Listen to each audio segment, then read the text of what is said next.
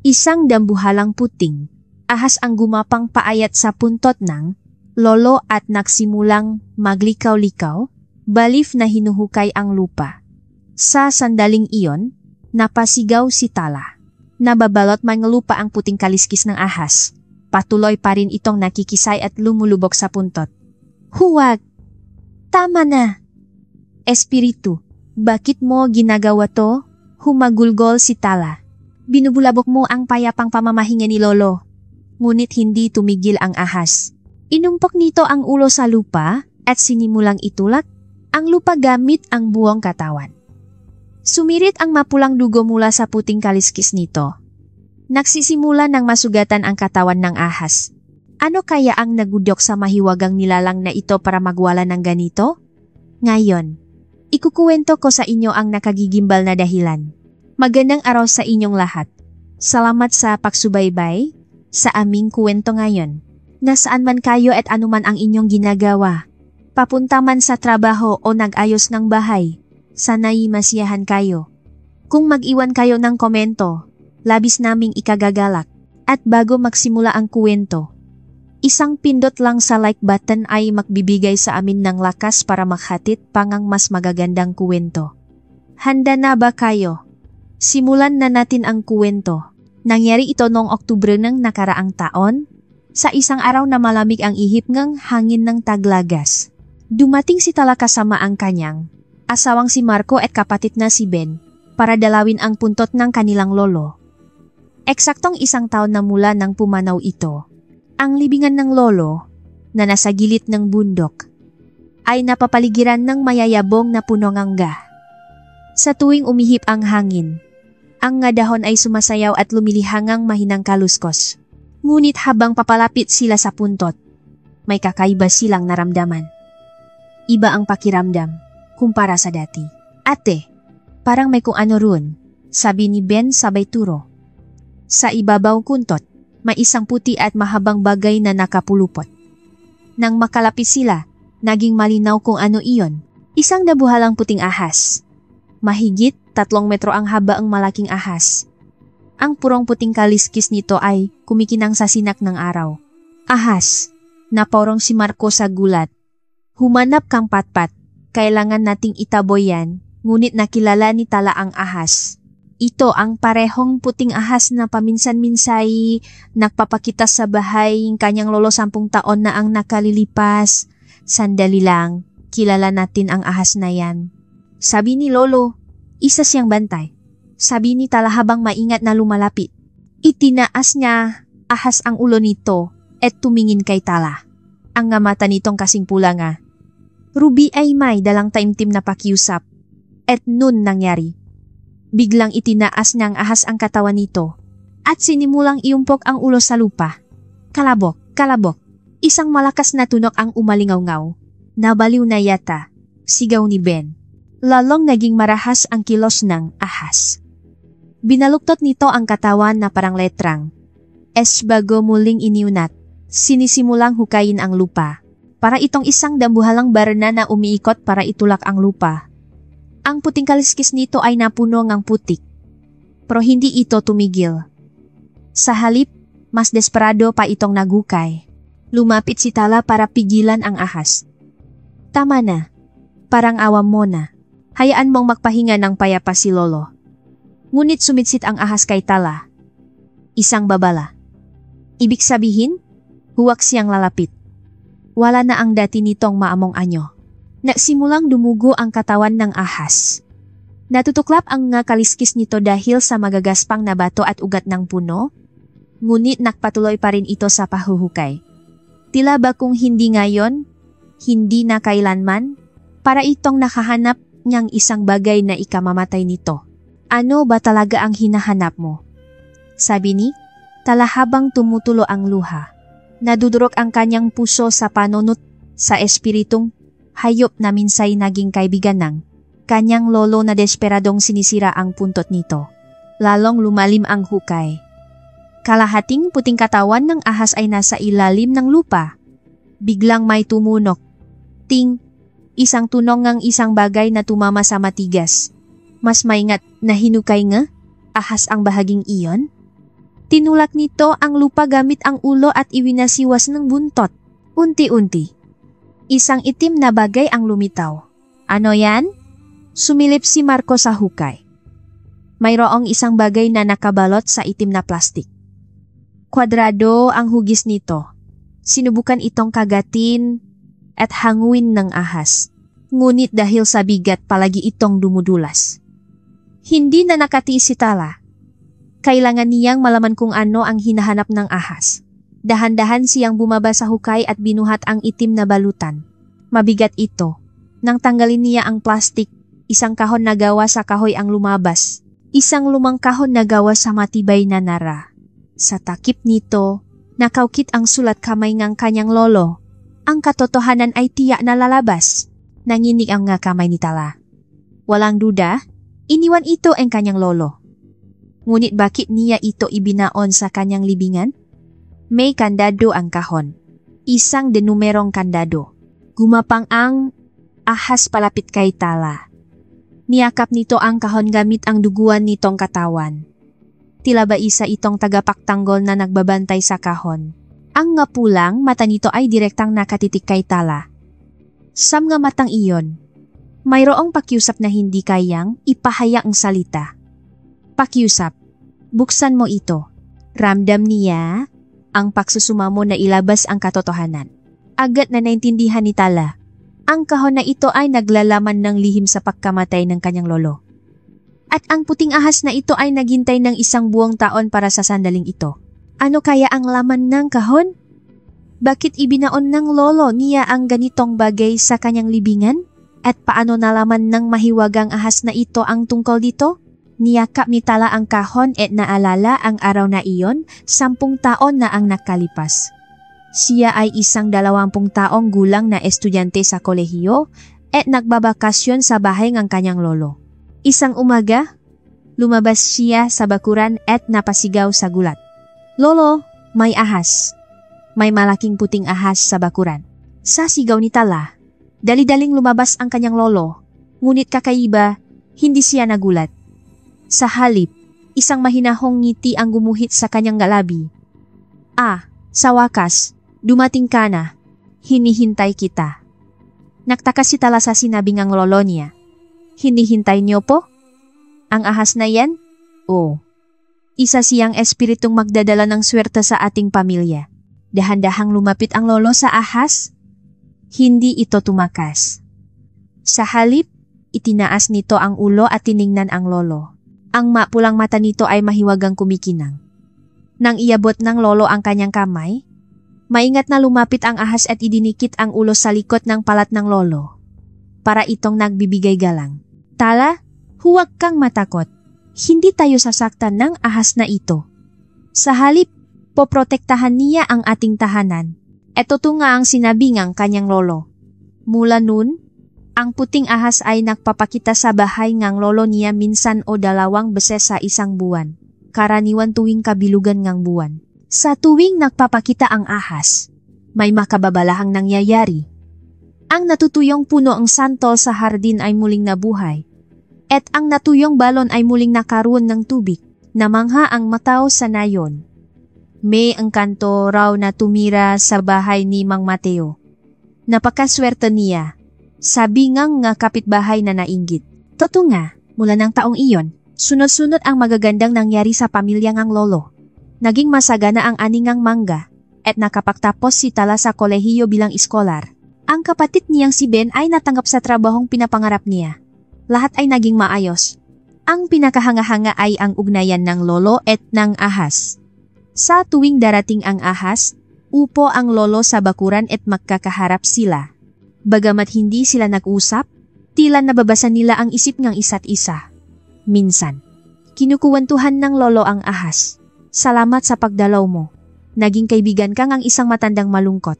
May lambing sa buzno lolo. Ang ahas ay tahimik na nakikinig at paminsan-minsan ay tila tumatango. Isa itong tunay na mahiwagang tanawin. Ngunit 5 taon na ang nakalipas. May nagsimulang magbago. Nagsimulang humina ang kalusugan ng lolo. May sakit daw siya sa puso. Inirekomenda ang ospital ang operasyon. Ngunit tumanggi ang lolo. Ano pang operasyon sa edad kong 80? Mas mabuti pang mamatay ng natural. Mula noon, mas naging madalas ang pagpapakita ng ahas.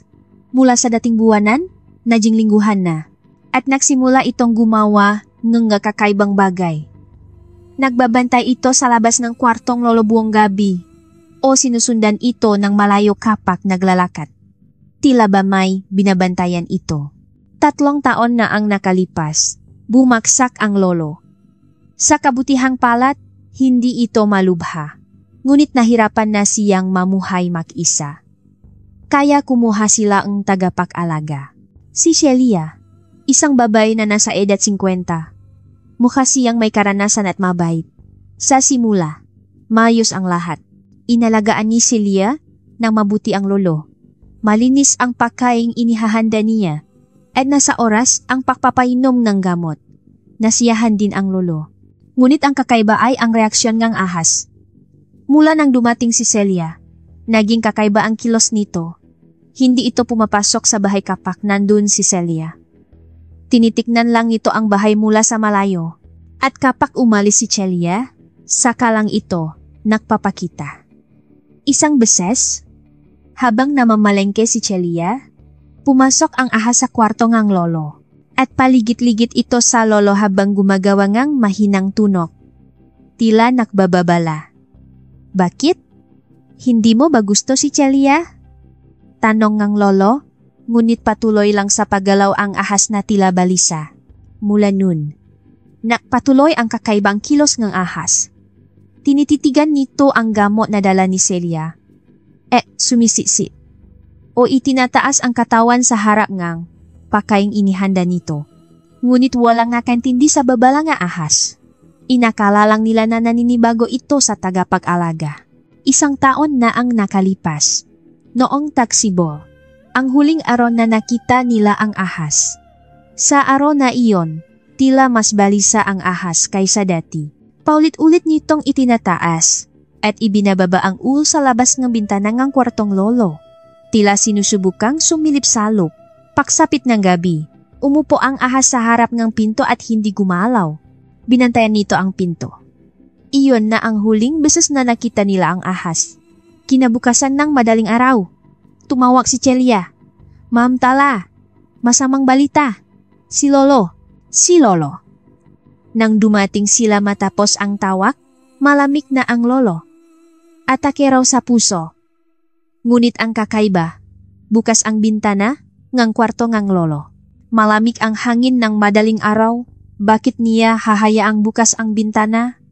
Habang naglalamay, hindi nagpakita ang ahas. Maraming dumating, ngunit ang puting ahas ay hindi. Inisip ni Tala na baka sumunod na ito sa lolo. Ang maespiritu ay umalis din kapag nawalan niya mo.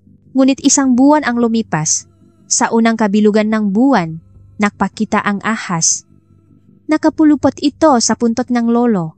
Mula nun, buwan-buwan, tuwing kabilugan ng buwan, dinadalaw ngang ahas ang puntot. Umuulan man o umaaraw, palagi itong dumarating. Namangha ang nga taga na yon. Hinahanap-hanap ngang espiritu ang kanyang amo.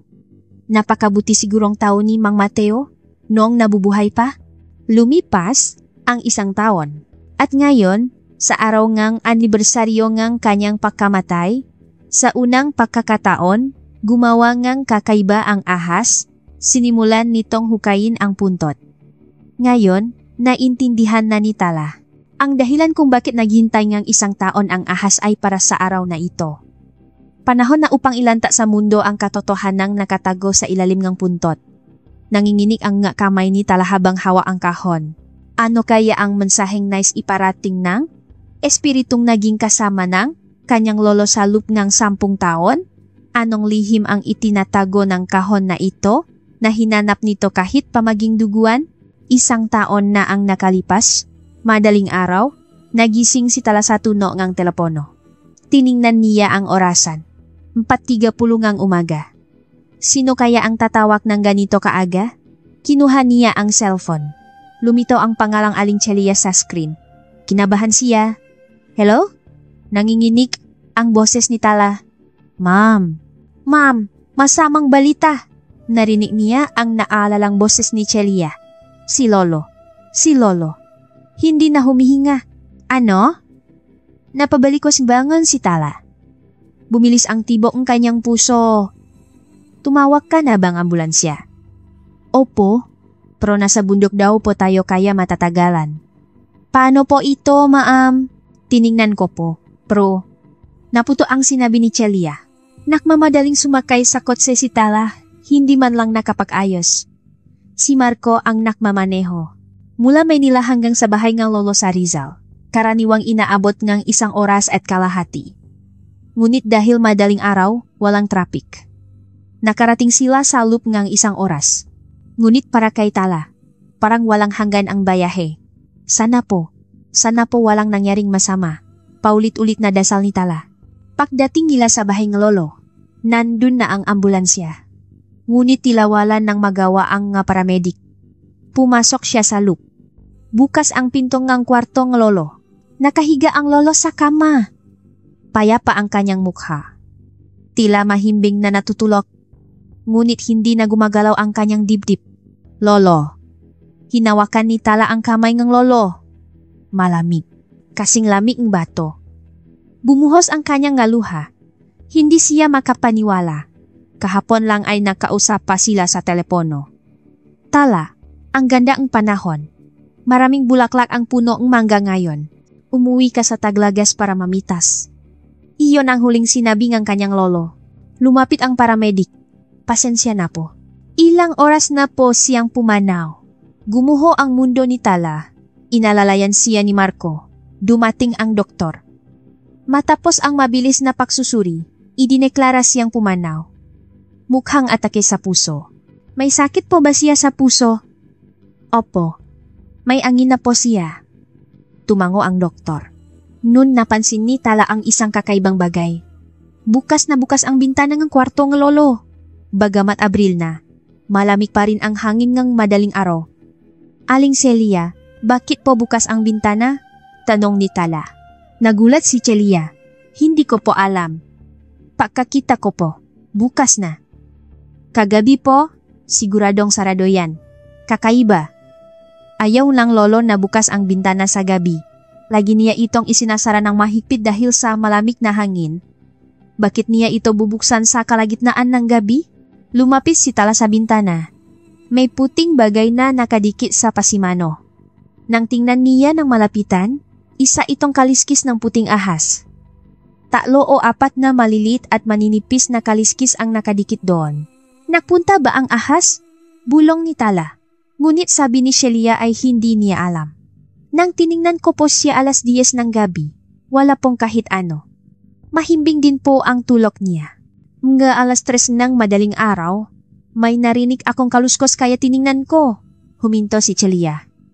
Pinunasan niya ang luha at yumuko. Tiningnan ni Tala ang buong kwarto. Walang anumang gulo. Ang ngabote-ngamot ay mayos na nakasalansan sa mesa at ang baso ng tubig ay naroon pa rin. Medyo gusot lang ang kumot. Tila bumangon sandali ang lolo bago muling humiga. Dumating na rin ang kapatid niyang si Ben. Hindi rin siya makapaniwala. Kuya Marco, totoo bang wala na si lolo? Hindi ba ito panaginip? Nanginginig din ang boses ni Ben. Nagsimula na ang pag-ayos para sa burol. Dumating ang kapitan ng barangay para tumulong. Isang taong may mabuting puso si Mang Mateo, siguradong nasa mabuting lugar na siya. Sunod-sunod ang pakikiramay, ngunit mabigat ang puso ni Tala. Hindi siya makapaniwala sa biglaang pagpanaw ng kanyang lolo. Nag-set up silang lamay. Bagamat maliit na nayon lamang, maraming nakiramay. Dahil nabuhay ang lolo na laging tumutulong sa kapwa. Lahat ay nagbahagi ng magagandang alaala tungkol sa kanya. Malaki ang naitulong sa akin ni Mang Mateo. Tinulungan niya akong makapagtapos ng kolehiyo. Nang makasakit ako, siya ang nakbayad ng ospital. Hindi ko man lang nasuklian ang kabutihan niya. Habang naririnig ang magkwento ng mga taga na yon, lalong napagtanto ni Tala kung gaano kabuting tao ang kanyang lolo. Ngunit may isang kakaibang bagay. Sa buong lamay, hindi nakpakita ang puting ahas.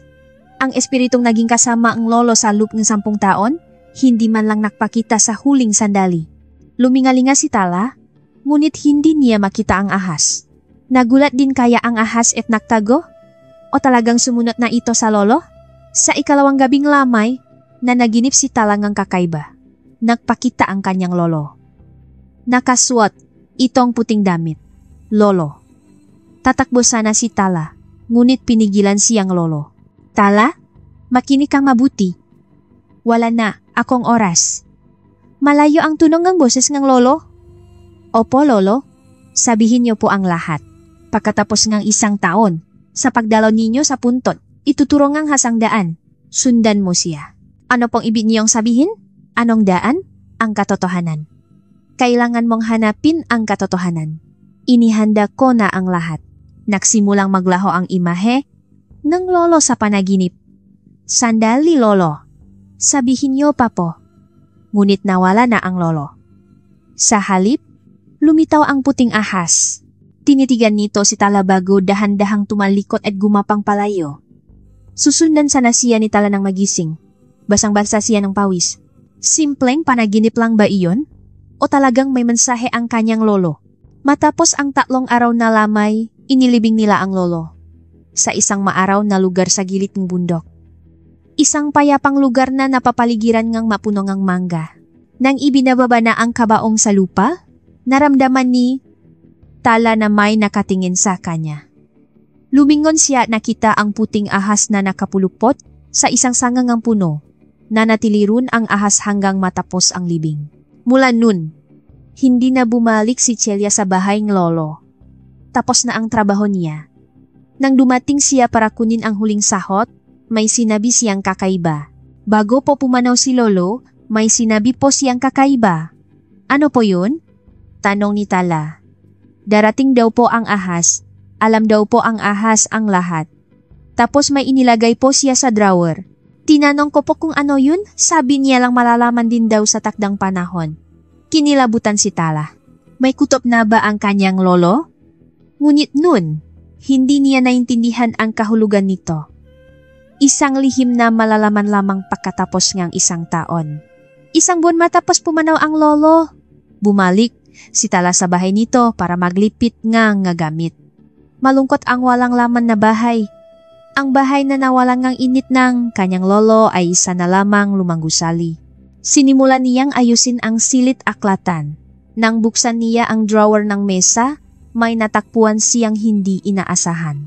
Isang sertipiko ng life insurance, ngunit nagulat siya sa halaga 5 milyong piso. Kinusot ni Tala ang kanyang mga mata at tiningnan muli. Totoong 5 milyon. Ang petsaang pagkarehistro ay 6 na buwan na ang nakalipas at ang benepisyaryo ay si Tala mismo. Ano to? Kumuhang ganito kalaking insurance si lolo? Naguguluhan si Tala. Naging matipid ang lolo sa buong buhay niya. Sinasabi niyang hindi niya kailangan ng insurance. Tinawagan niya ang asawang si Marco. Mahal, may life insurance pala si lolo. 5 milyon pa. Ano? 5 milyon? Nagulat din si Marco. Paano niya nabayaran yung ganun kalaking premium? Kaya nga kakaiba. Nang suriin niyang mabuti ang sertipiko, may mas kakaiba pa siyang napansin. Ang premium ay binayaran ng 1 beses. Isang malaking halaga ang binayad para makarehistro. Ngunit wala namang ganong kalaking pera ang lolo. Dumating si Ben. Bilang isang accountant, magaling siya sa manumero. Ate, parang may mali rito. Sabi ni Ben, matapos suriin ang sertipiko. Mahirap kumuha ganitong klaseng insurance kapag matanda na. At ang tanggapin ang isang matandang tulad ni lolo para sa ganito kalaking halaga ay hindi kapani-paniwala. Binuksan ni Ben ang kanyang laptop at tiningnan ang website ng insurance company. Bukod pa riyan, kailangan ng medical exam para sa produktong ito. At may sakit sa puso si lolo. Paano siya nakapasa? Sunod-sunod ang makaduda-dudang bagay. Nagsimulang kabahan si Tala. Posible kayang may nagparehistro ngang insurance nang hindi nalalaman ng lolo? Ngunit may proseso ngang verification. Paano iyon magiging possible? Nang gabing iyon, may nangyari na namang kakaiba. May kaluskos sa bakuran. Lumabas si Tala at nakita Ang puting ahas na nakapulupot sa gitna ng bakuran. Ahas, nandito ka pala, lumapit si Tala, at itinaas ng ahas ang ulo nito. Ngunit iba ito sa dati. Matatalim ang titik nito. Tiningnan ng ahas si Tala bago pumasok sa loob ng bahay. Saan ka pupunta? Sumunod si Tala. Pumunta ang ahas sa kwartong lolo. At nilibot nito ang silid. Sa ilalim ng aparador, sa ilalim ng kama, sa likod ng drawer, tila may hinahanap. Anong hinahanap mo? Tulungan kita? Tanong ni Tala. Ngunit patuloy lang sa paghahanap ang ahas. Matapos ang matagal na paghahanap, huminto ang ahas sa harap ngang isang picture frame na nakasabit sa pader. Larawan ito ngang kasangang yang lolo at lola. Tinitigan ng ahas ang larawan. At tinapik-tapik ito gamit ang buntot. Gusto mong tingnan ko ang likod? Ibinabo ni Tala ang larawan. May nakadikit sa likod. Isang maliit na susi. Ano to? Itinaas ni Tala ang susi. Isang kalawangin na susi. Saan kaya ito ginagamit? Matapos makita ang susi, lumabas ang ahas. Lumingon ito na tila hinihintay si Tala. Tila sinasabi nitong sumunod siya. Sinundan niya ang ahas palabas sa bakuran at huminto ito sa harap ng isang bodega. Isang lumang bodega kung saan itinago ang lolo ang kanyang gagamit sa pagsasaka. May kandado ang pinto ang bodega. Sinubukan ni Tala ang susi na nahanap niya. Klik! Bumukas ang kandado. Madilim sa loob ng bodega. Nang tinutukan niya ng flashlight, umalpas ang alikabok. Sa isang sulok, may isang lumang baul. Itinuro ito ng ahas. Nang buksan niya ang baul, may iba't ibang gamit sa loob, isang lumang photo album, mga sulat, at isang sobreng may lamang dokumento. Binuksan niya ang sobre at nakita ang isang medical certificate. Mula ito noong nakaraang taon, 3 buwan bago pumanaw ang lolo. Nagulat si Tala sa nabasa niya. Malubang sakit sa puso. Tanin ng 6 na buwan. May taning na pala ang buhay ni lolo? Bakit hindi niya sinabi kaninuman? May iba pang dokumento. Isang last will and testament na ginawa sa isang law office. Ngunit kakaiba ang nilalaman. Nakasaad na lahat ng ari-arian ay ipapamana kay Tala. Ngunit sa dulo, may ganitong pangungusap. Subalit, kung ang aking pagkamatay ay hindi natural, ang testamentong ito ay walang bisa. Hindi natural? Bakit idinagdag niya? Lolo ang ganitong kondisyon? Noon, pumasok si Ben sa bodega. Ate, anong ginagawa mo rito? Ahas. Nagulat si Ben at napaatras. Okay lang, mabait yan. Tingnan mo to. Ipinakita ni Tala ang madokumento. Sumeryoso ang mukha ni Ben. Kakaiba. Sobrang kakaiba. Matapos malaman na may taning na ang buhay niya, kumuha siya ng malaking insurance at gumawa ng testamentong mawawalan nang bisa kung hindi natural ang pagkamatay niya.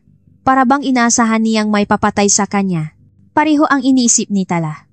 Tila hinulaan ngang kanyang lolo ang sariling kamatayan at nakahanda para rito.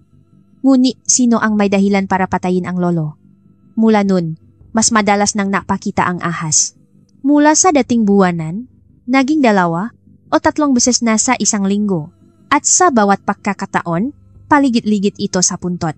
Tila may binabantayan, nagsimula na ring magbulungan ang nga taga-nayon. Bakit kaya ganyan ang espiritu?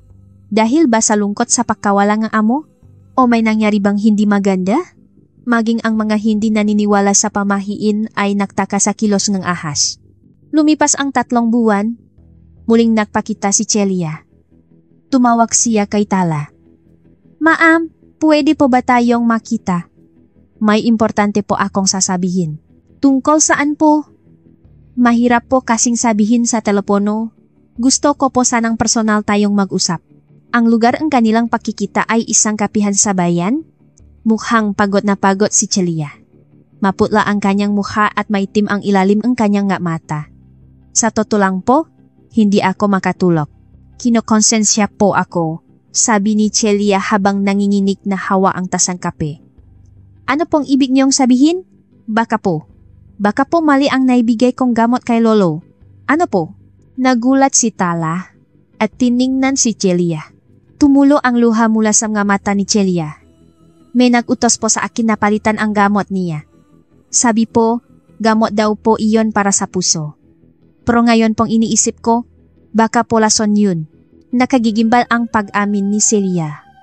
Ngunit bago niya masabi ang pinakamahalagang bagay, bumaksak si Celia. Tinawag nila ang ambulansya at dinala siya sa ospital. Ngunit hindi na nakamalay si Celia. Sabing doktor, shock daw ito dahil sa matinding stress. Hinintay ni Tala na magising si Celia, ngunit pagkatapos ng 3 araw, pumanaw din ito. Hindi nasabi ang buong lihim.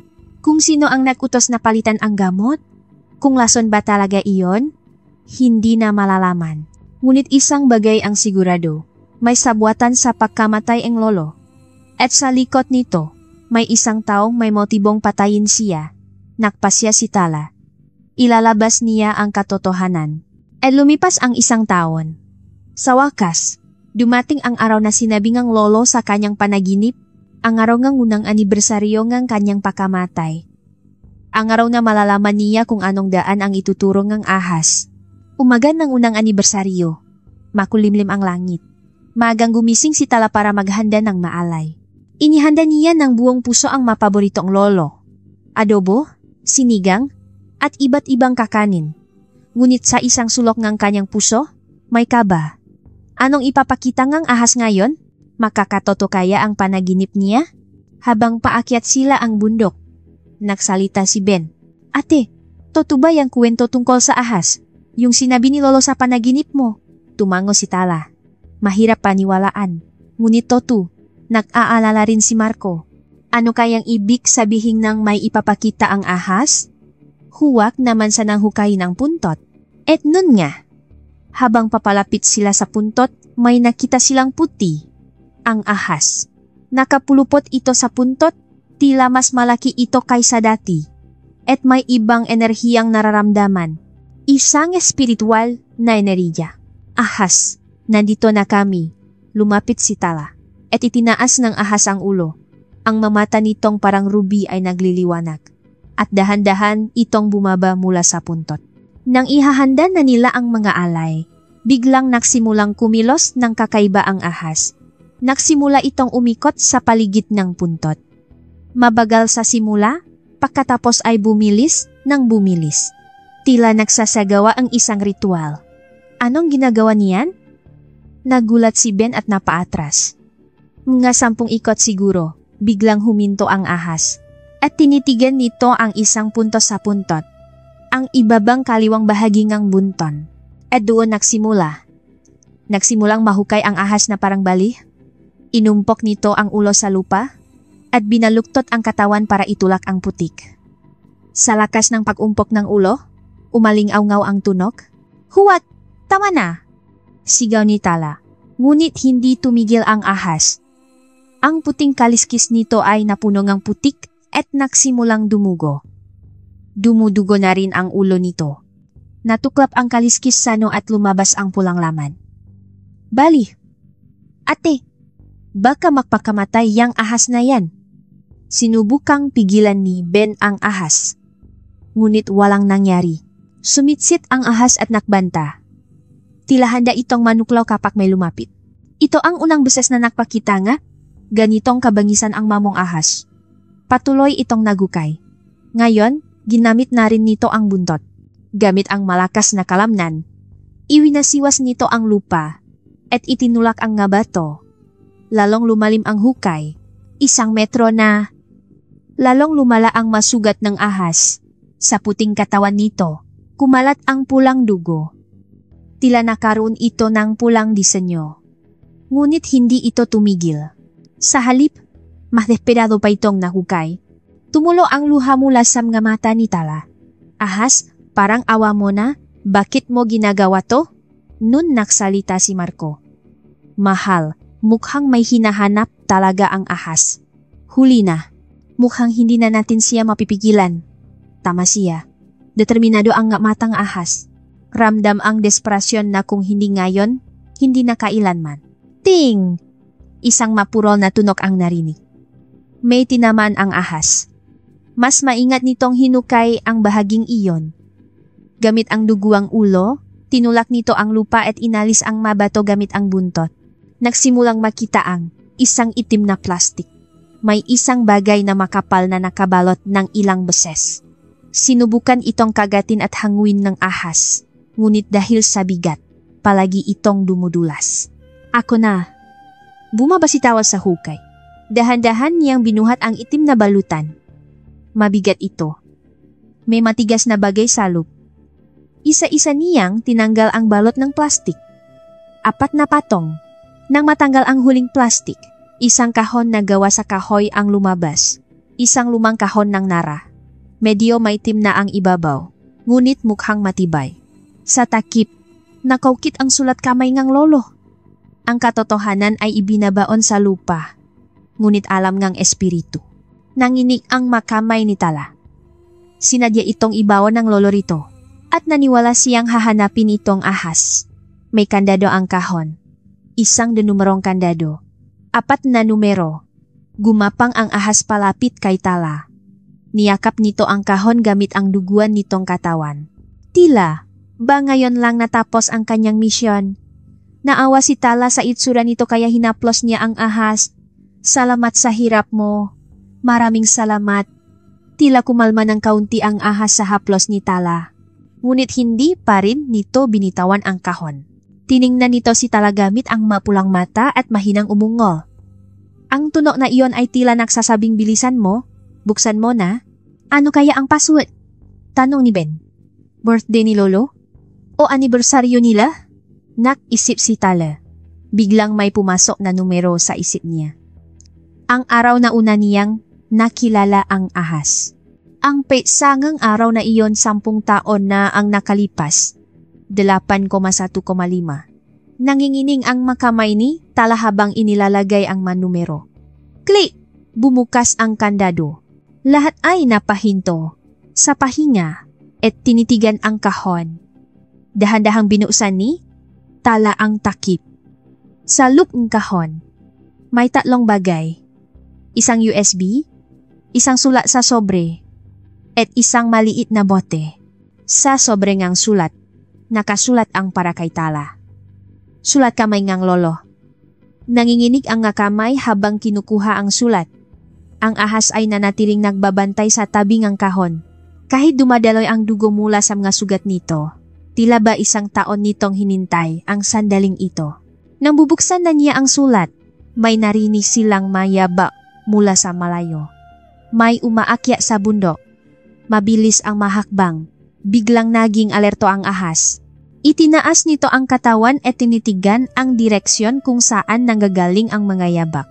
Kinabahan silang lahat. Sino kaya ang darating? Sino ang pupunta sa liblib na puntot na ito? Lalong lumakas ang mayabak. Narinig na rin nila ang hingaw. Tila may tumatakbo.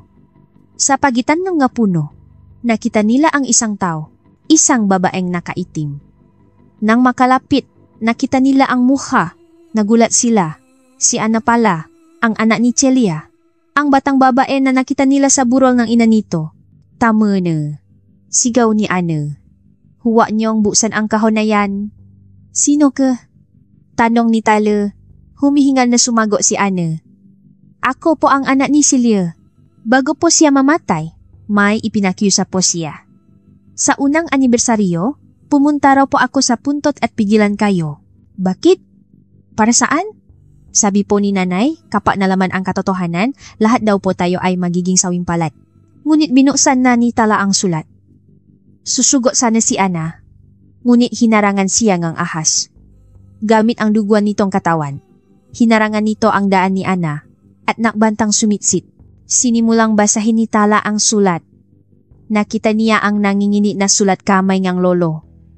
Mahal kong Tala, kung binabasa mo ito, ibig sabihin ay nagampanan ng espiritu ang kanyang tungkulin.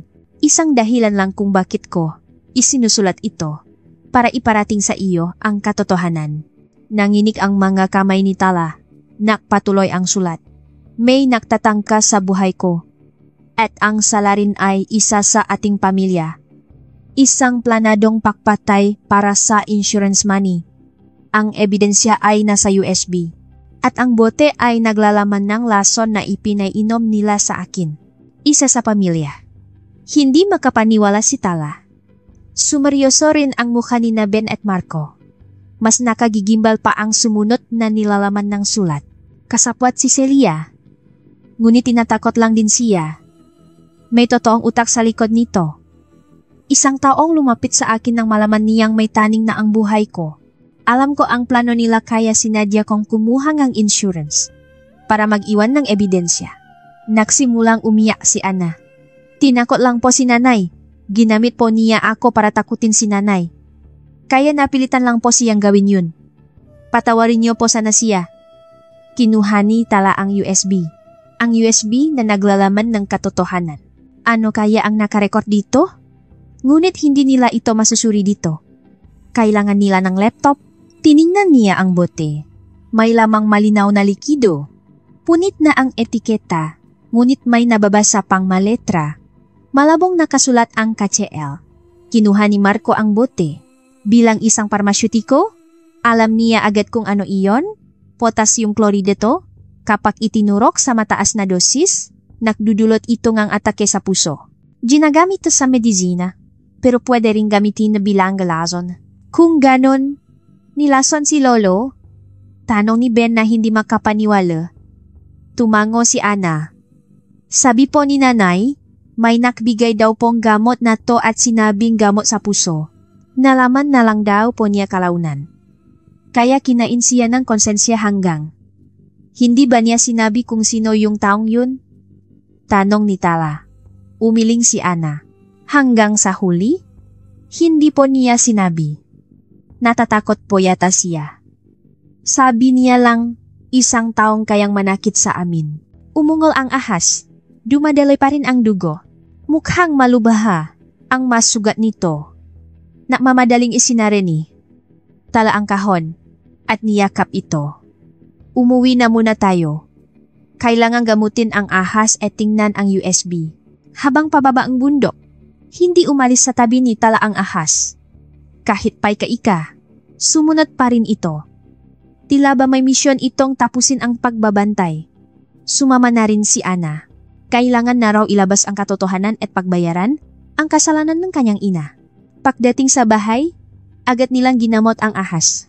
Sa kabutihang palat, may veterinaryo sa nayon. Nagulat ang veterinaryo sa mga sugat ng ahas.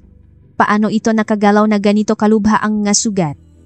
Kung ibang hayop ito, namatay na sa shock, kakaiba, mukhang espesyal na ahas nga ito. Habang ginagamot, tahimik lang ang ahas, tila naghihintay na matapos, nilinis ang sugat, nilagyan ng gamot, at binandahan. Kahit puno hanggang benda ang katawan, nakatingin pa rin ito sa kahon, binuksan nila ang laptop. Nang isaksak ang USB, lumitaw ang maraming file. Karamihan ay voice files. Nakayos ayon sa petsa. I-click nila ang unang file. Narinig nila ang boses ng lolo. Ngayon ay Marso 15, 2024. Dumating na naman siya ngayon. Binanggit niya ang tungkol sa insurance. Paano niya nalaman na malapit na akong mamatay? Hindi malinaw kung sino ang tinutukoy niya. Mahina ang boses at hindi marinig ng maayos. Binuksan nila ang pangalawang file. Unang araw ng Abril, 2024. Galing ako sa ospital ngayon. Sabi ng doktor, 6 na buwan na lang ang itatagal ko. Ngunit pag-uwi ko, nahihintay na siya. Dala ang nga papeles ng insurance. Sa pangatlong file, mas malinaw ang usapan. Boses ng isang lalaki, mababa at malambing. Lolo, para po ito sa pamilya. Nahihirapan din po si Ate Tala. Diba? Ang boses na iyon. Hindi makapaniwala si Tala. Nakmamadali niyang binuksan ang ika-4 na file. Kailangan niya ng mas matibay na ebidensya. Lolo, may kilala po akong tagapag-alaga. Si Celia po. Napakagaling niya. Ipapakilala ko po siya sa inyo. Naging malinaw kung sino ang may-ari ng boses. Ngunit ayaw niyang maniwala. Binuksan niya ang ika-5 file. Usapan naman ito ang lolo at ni Celia. Kailangan niyo po itong inumin. Maganda po ito para sa puso. Kakaiba ang lasa. Sabi po nila, ang mapait na gamot ay mabisa. Ang ika-6 na file ang nagpatunay sa lahat. Lihim na pag-usap ngang lalaking iyon at ni Celia. Tila itinago ngang lolo ang recorder. Simula ngayon, ito na ang gamot. Dahan-dahan lang, 1 buwan, tapos na. Sigurado po bang hindi tayo mahuhuli? Huwag kang mag-alala. Perpekto. Magmumukha itong natural na pagkamatay. Sa sandaling iyon, biglang tumayo si Ben. Namutla ang kanyang mukha. Ang boses na to. Tama siya, alam din ni Tala. Ang may-ari ng boses na iyon. Ang pangalan na hindi niya kayang bigkasin. Nanginginig ang kamay ni Tala. Hindi niya masabi ang pangalang iyon. Ngunit naunang nagsalita si Ben. Si Kuya Marco. Boses ni Kuya Marco. Sa sinabi ni Ben. Lahat ay napatingin kay Marco. Nakaupo si Marco sa silya. Nakayuko. Hindi siya tumanggi. Tahimik lang siyang nakaupo. Mahal, ikaw ba talaga? Nanginginig ang boses ni Tala. Ayaw niyang maniwala. Ang asawa niyang kasama sa lukngang 10 taon. Pinatay ang kanyang lolo. Dahan-dahang itinaas ni Marco ang kanyang ulo. Namumula ang kanyang nga mata. Patawarin mo ako. Wala akong magawa? Wala kang magawa? Sigaw ni Ben. Pumatay kang tao. Biglang tumawa si Marco. Isang nakakatakot na tawa? Oh, ako nga. Ako ang gumawa. Oh, ano nga yon? May ebidensya ba? Kung ipapasuri niyo yung recording, sasabihin kong hindi ko boses yan. Sasabihin kong pagka. Biglang nakbago ang ugali ni Marco. Wala na ang mabait na asawa. Anong nangyayari sa iyo? Hindi ikaw ang kilala ko? Humagulgol si Tala. Ngumisi si Marco. Kailan mo ba ako lubusang nakilala? Lagi mo na lang iniisip ang lolo mo? Ako, isa lang akong makinang gumagawa ng pera. Alam mo ba kung gaano kahirap magpatakbo ng botika at magbigay ng panggastos? Kaya pinatay mo si lolo? Dahil sa pera? Hindi. Sa simula, hindi ko yun inisip. Kumuhang sigarilyo si Marco at sinindihan ito. Pero nakaroon ako ng utang na 3 milyon sa sugal. Araw-araw akong hinahanap ng nga pinakakautangan ko. Tinatakot na papatayin. Malapit nang mawala ang botika. Noon ko nalaman na may taning na ang buhay ni lolo.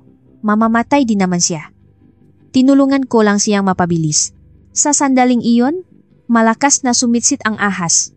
Galit na itinaas nito ang katawan. Kahit puno ng benda, handa itong umatake kay Marco. Nakpatoto si Ana. Siya po ang nanakot kay nanay. Nagtatrabaho po ako sa ospital. Sinadya niyang gumawang medical accident para madiin si nanay. At tinakot niya. Kung hindi raw susunod sa utos niya, ikukulong pati ang anak. Kaya napilitan si nanay na maghalo ng lason. Araw-araw, paunti-unti. Hindi niya alam kung ano yun. Nang malaman niya, halos mabalib siya sa konsensya.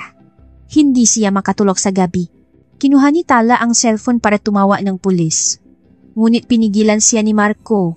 Walang silbi yan. Hindi naman ako ang direktang nagbigay ng lason.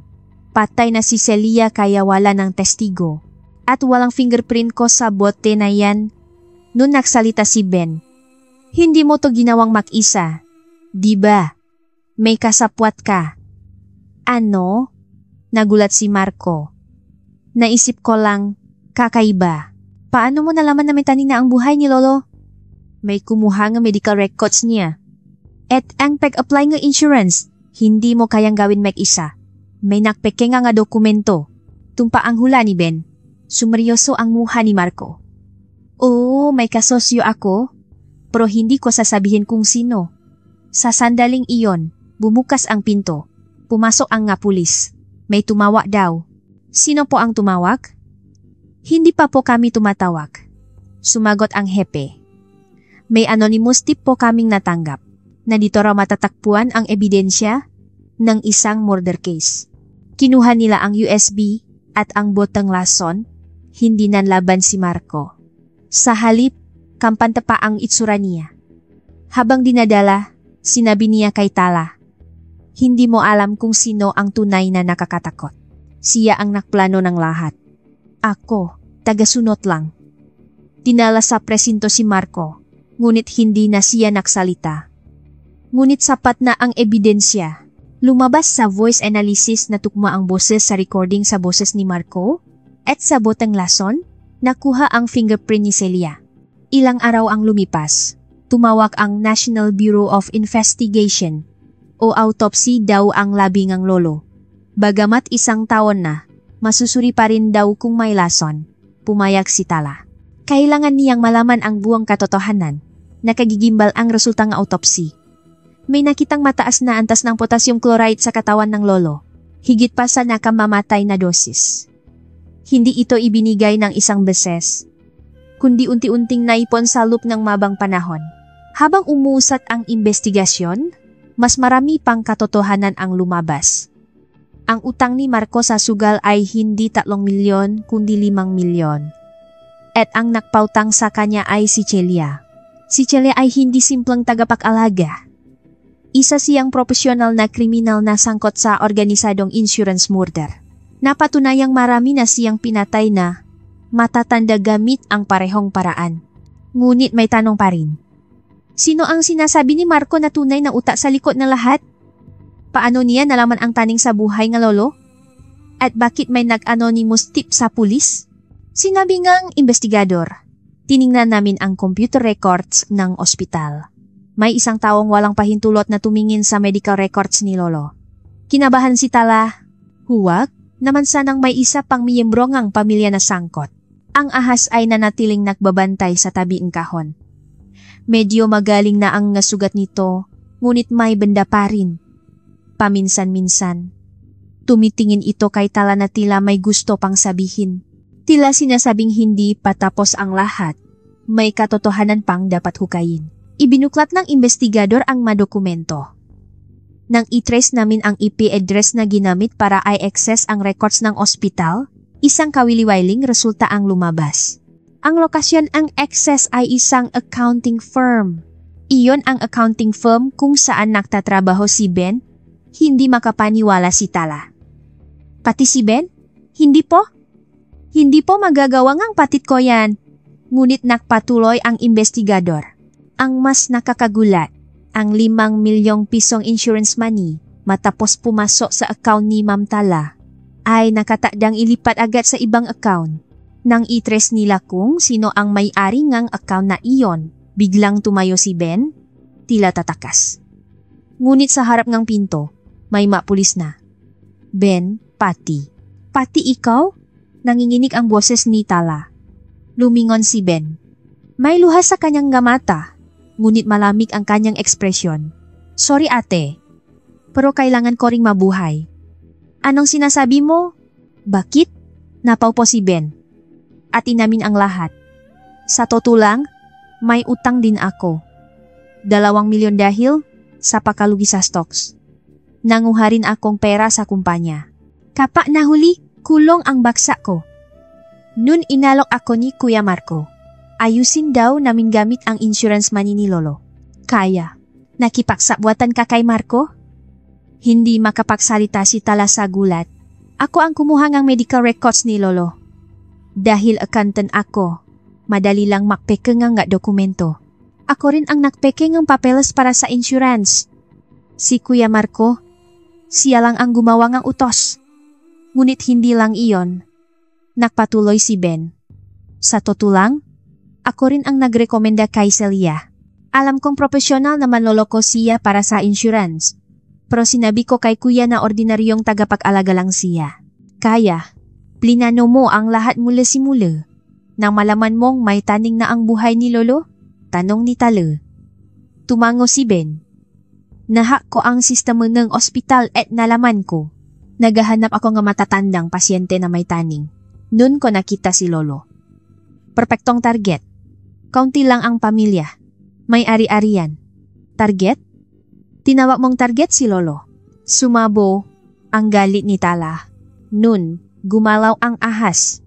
Gamit ang bendadong katawan, lumapit ito kay Ben. Umatras si Ben nang makita ang ahas. Umalis ka hayop. Ngunit patuloy itong lumapit. At pinulupot ang buntot sa bukong-bukong ni Ben. Hindi mahigpit, ngunit hindi rin bumibitaw. Tila pinipigilan siyang tumakas. Nagsalita si Ana. Kayo po pala ang gumamit kay nanay. Sinabi po ni nanay bago siya mamatay? Isang binatang lalaki daw po ang nagrekomenda sa kanya. Pinangakuan ng malaking pera. Kayo po pala yun. Hindi na tumanggi si Ben. Sa halip, sinabi niya, "Oh, ako ang nakplano ngang lahat, pero hindi ako ang direktang gumawa. Ang pumatay ay si Kuya Marco at si Celia, hindi ako." Sumingit ang investigador. Ngunit may kaso kang murder by inducement. Ikaw ang nakplano at nakutos. Ang parusa ay pareho lang sa pagpatay. Namutla ang mukha ni Ben. Noon, may isa pang nakagigimbal na katotohanan ang lumabas. Naglabas pa ngang dokumento ang investigador, ngunit may kakaiba. Nang suriin namin ang bank account ni Celia, may malalaking perang pumasok ng paulit-ulit. Mas malaki kaysa sa ibinigay ninyo, Mr. Ben. Ibig sabihin, may iba pang pinakukunan. Ano pong ibig niyong sabihin? Tanong ni Tala. Nakipagtransaksyon si Celia sa iba pang tao. May isang taong naunang kumonta sa kanya bago si Mr. Ben. Mataas ang posibilidad na siya ang tunay na utak sa likod ng lahat. Nagulat din si Ben. Ano? Ibang tao? Kung ganun, hindi lang ako. Opo, ginamit lang po kayo. Ginamit kayo ng tunay na mastermind bilang puppet. Hindi niya dinumihan ang sarili niyang kamay at inutusan kayo para gawin ang trabaho. Noon, tumunog ang cellphone ni Tala. Isang hindi kilalang numero. Hello? Nang sagutin niya, isang hindi pamilyar na boses ang narinig niya, ngunit tila pamilyar. Miss Tala, matagal na tayong hindi nakikita. Ako si Dr. Reyes. Ang doktor ngang lolo mo, si Dr. Reyes. Ang direktor ng ospital. Ang doktor na pinakakatiwalaan ng lolo niya. Ano pong kailangan ninyo? May gusto po akong sabihin tungkol sa nangyari kay lolo. May importante. Pokong impormasyon. Gusto ko po sanang personal tayong mag-usap. Pwede po ba kayong pumunta sa ospital? Nang-alinlangan sandali si Tala, ngunit pumayak. Tila may importante siyang malalaman. Ngunit kakaiba. Kinagat ng ahas ang laylayan ng damit ni Tala. Tila sinasabing huwag siyang umalis. Puno ngang kaba ang nga pulang matang ng ahas. Okay lang. Babalik din ako agad. Pinakalma ni Tala ang ahas. Ngunit patuloy itong nabalisa. Tila may nararamdamang panganib. Ano kaya ang sasabihin ni Dr. Reyes? At bakit labis na nababahala ang ahas? Bago pumunta si Tala para makipakita kay Dr. Reyes, hindi maalis sa isip niya ang pagkabalisa ang ahas. Kaya humingi siya ang tulong sa pulisya. 2 investigador ang sumama sa kanya papunta sa ospital. Pagdating nila, naghihintay si Dr. Reyes sa kanyang opisina. Ang doktor, na nasa huling bahagi ng kanyang 60 ay may parehong mamong ngiti tulad ng dati. Ngunit tila hindi natural ang ngiting iyon. Tuloy po kayo, Ms. Tala. Gusto niyo po ba ang tasaa? Alo ni Dr. Reyes, ngunit tumanggi si Tala, diresuhin niyo na po ako. Ano po ang sasabihin ninyo tungkol kay Lolo? Nagbago ang ekspresyon ni Dr. Reyes. Nawala ang ngiti at naging seryoso. Sa totoo lang, alam ko po ang lahat. Ang ginawa ni Mr. Marco at Mr. Ben. At ang pakakasangkot ni Celia. Paano niyo po nalaman? Tanong ni Tala. Bumuntong hininga si Dr. Reyes. Dahil ako ang nagsimulang lahat. Ano? Hindi makapaniwala si Tala. Naging alerto rin ang mga investigador at tiningnan si Dr. Reyes. Dahan-dahang nagpatuloy si Dr. Reyes. 1 taon at kalahati na ang nakalipas, malapit nang malugi ang ospital. Isang malaking kaso ng medical malpractice. Hindi pa nababayarang sahot ng nga empleyado. Malapit na kaming magsara. Noon ko nakilala si Celia. Siya ang nag-alok. Targetin daw namin ang insurance money ng nga pasyenteng may tanding na ang buhay. Kaya si Lolo. Nanginginig ang boses ni Tala. Opo, tinanggihan ko noong una. Pero kapag nagsara ang ospital, daan-daang tao ang mawawalan ng trabaho. Kaya natukso ako sa alok ng demonyo. Sinimulan kong ibigay ang impormasyon ng mga pasyente kay Celia. Inamin ni Dr. Reyes ang lahat. Hindi lang impormasyon ni Lolo, kundi pati na rin ng ibang pasyente ang ibinenta niya. Bilang kapalit, nakatanggap siya ng malaking halaga para mapanatili ang ospital. Pero labis akong kinaingang konsensya. Lalo na si Lolo Mateo, na labis ang tiwala sa akin. Gabi-gabi akong binabangungot. Kaya ako ang nag-anonymous tip sa pulis. Hindi ko na kinaya. Paano po si Ben? Konektado rin po ba siya sa inyo? Hindi po. Hiwalay po ang kaso ni Mr. Ben. Nakataon lang na pareho kami ng target. Matapos kong ibigay ang impormasyon kay Celia, hiwalay siyang nilapitan ni Mr. Ben. Hindi nila alam ang tungkol sa isa't isa, ngunit pareho ang ginawa nila. Si Celia, tumanggap ngang pera mula sa dalawang panig. Pinusasan NG investigador si Dr. Reyes. Reyes, inaaresto ka namin sa kasong murder by inducement at paglabag sa Data Privacy Act. Hindi nanlaban si Dr. Reyes. Sa halip, tila nakahinga siya ng maluwag. Sa wakas, mapagbabayaran ko na ang aking kasalanan. Lolo Mateo, patawarin niyo po ako. Isang buwan ang lumipas. Nagsimula ang paglilitis. Araw-araw, puno ang tao ang korte. Naging malaking balita ang kaso. Binasa ang piskal ang nga sakdal. Ang akusadong si Marco ay nilason ang kanyang biyenan. Ang akusadong si Ben ay nakplano ngang pagkamatay ngang sarili niyang lolo. Ang akusadong si Dr. Reyes ay tinalikuran ang kanyang sinumpaang tungkulin bilang doktor at ipinakbili ang impormasyon ngang kanyang pasyente. Silang lahat ay nabulak sa kasakiman at nawalan ng pagkatao. Sa paglilitis, mas marami pang nakagigimbal na katotohanan ang lumabas. Si Celia at ang kanyang sindikato ay nakapatay ng mahigit 30 matatanda sa buong bansa sa loob ng 5 taon. Ang kabuuang halaga ng pinsala ay umabot sa mahigit 100 milyong piso. Sa ilang kaso, sangkot din ang mga anak ng biktima. Nagbigay ngang testimonya si Tala sa korte. Hawak niya ang sulat na iniwan ng kanyang lolo. Alam po lahat ng lolo ko.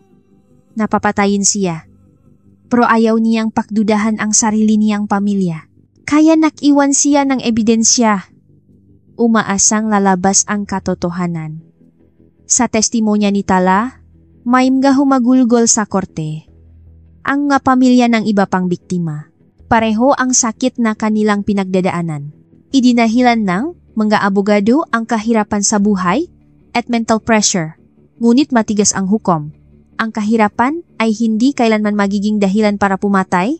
Ang pagtataksil sa pamilyang naktiwala sa iyo ay mas mabigat na kasalanan. Ibinaba ang hatol. Si Marco, habang buhay na pakabilanggo. Si Ben, 20 taong pakabilanggo. Si Dr. Reyes, 15 taong pakabilanggo.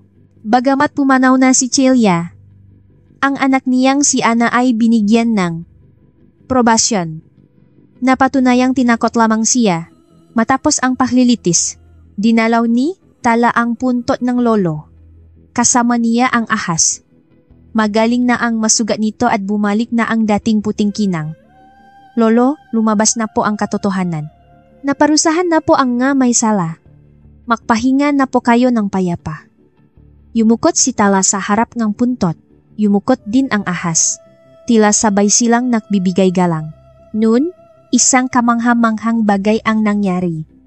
Sa maaliwalas na langit, biglang lumitaw ang isang bahagari. Isang magandang 7 kulay na bahagari ang lumitaw sa ibabaw ang puntot. Lumabas ang lahat ngang taga nayon para tingnan ito. Isang himala, bahagari sa tag-araw. Nakamit na siguro ni Mang Mateo ang hustisya. Alam na rin ngang langit.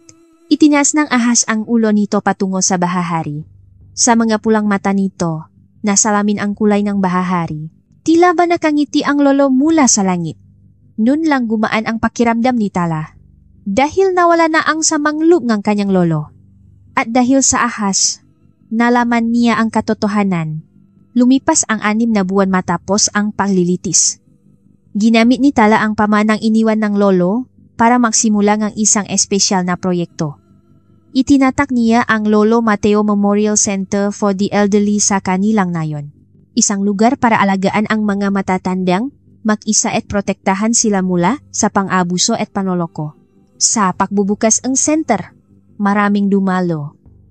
Ang nga matatanda sa nayon, mga opisyal ng gobyerno, at ang nga pamilya ng iba pang biktima. Nagsalita si Tala. Nabuhay po ang lolo ko na laging tumutulong sa kapwa. Para ipagpatuloy ang kanyang adikain, itinatak ko ang center na ito. Sana po, wala nang maging biktima tulad ng lolo ko. Umalingaw-ngaw ang palakpakan. Sa isang sulok ngang bakuran ng center, may isang espesyal na lugar. Isang maliit na kubo na pinangalan ng puting hardin. Isang lugar para sa puting ahas, doon na nanirahan ang ahas at binantayan ang center. Kakaiba, hindi natakot sa ahas ang mga matatandang pumupunta sa center. Sa halip, natuwa pa sila. Naku, nandito pala ang engkanto. Mapalat ang lugar na ito.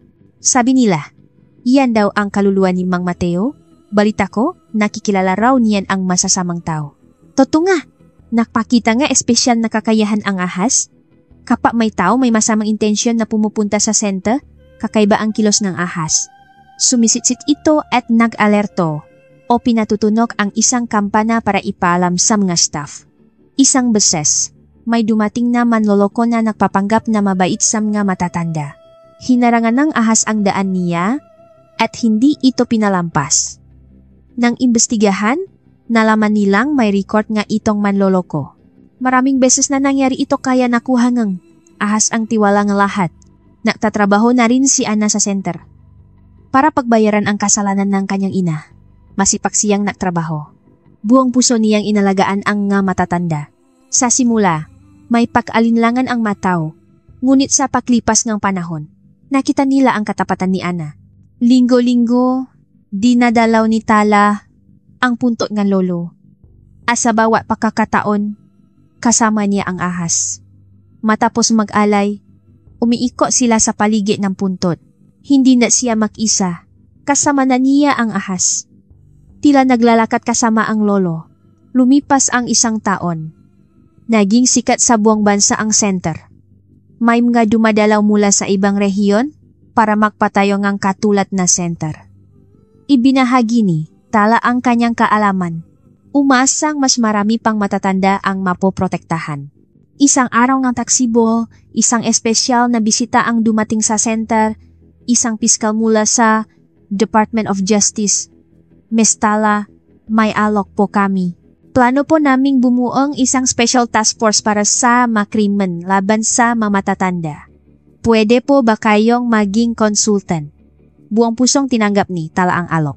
May iba pang pagbabago. Ang mga ospital sa buong bansa ay nagsimulang gumawa ng sistema para protektahan ang mga pasyenteng may taning na ang buhay. Dahil sa kaso ni Dr. Reyes, mahigpit na pinoprotektahan ang impormasyon ng pasyente at binabantayan ang makahina-hinalang ekses. At isang nakakagulat na balita ang dumating. Si Ben, na nasa kulungan, ay taos-pusong nagsisisi. Araw-araw daw nitong tinitingnan ang larawan ng lolo at nagdarasal ng kapatawaran. Wala pang bala si Tala na magpatawad, ngunit naisip niyang baka possible rin ito balang araw. Sa ikalawang anibersaryo ng center, isang hindi inaasahang pangyayari ang naganap. Nanganak ang ahas. 3 puting ahas ang isinilang. Nagulat at natuwa ang lahat.